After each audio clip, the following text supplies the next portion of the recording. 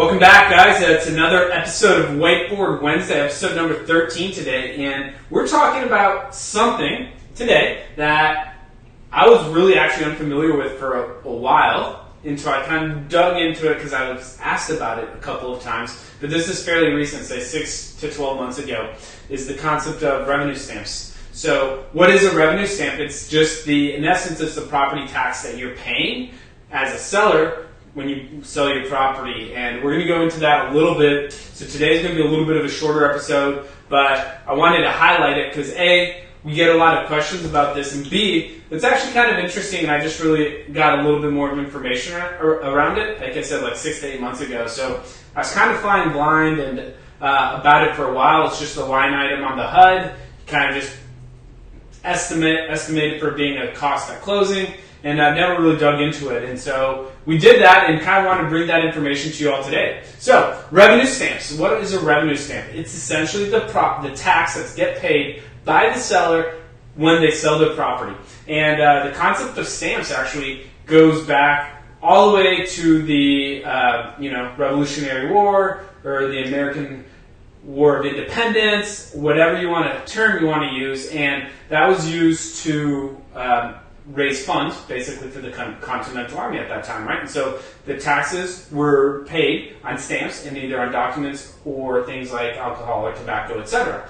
And that concept or that structure has carried with us, and so we still call it revenue stamps to this day, even though we don't use any actual stamps anymore. Things still get clocked in and whatnot, and so there's still a similar structure to it, but the name is stuck. In some places, sometimes it's called just like the real estate tax or an excise tax. It can be called different ways. Revenue stamps is the term I'm the most familiar with and have seen used the most. So, how do we calculate it? So right now, if you look at the statute, it's $1 for every $500 in sale. But it's a little easier to calculate it the way my attorney encouraged me to calculate it, which is $2, that's a 2, for every $1,000 in sales. And that way you can get an idea of what your taxes are going to be when you sell. So for example, I'm going to do a little bit of math today. Always use a calculator because there's been a couple of times just between you and me where I've been filling out a contract and I don't do the math right between the contract price, the earnest money, and then how much money I have to bring to closing, and then the seller points it out. It's always like a little bit of one of those awkward moments. So let's use this example. Say you're selling your house for $200,000. The excess tax is $2 for every $1,000, so you can multiply that by 0.002.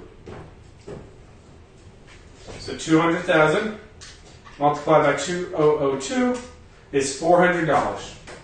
So that's what your estimated tax would be when you sell. So it's pretty straightforward, but now you know how to calculate it, and when it's talked about, you're going to have an idea of what you're looking at. Like I said, today's a shorter episode, so I hope this made sense. Basically, the formula is sales price multiplied by 0.002, and then that's going to give you your estimated excise tax or revenue stamp cost. If you found this interesting, let us know, and love to hear some feedback, see if this makes sense to you. Have a good day, y'all. See you next Wednesday. Take care.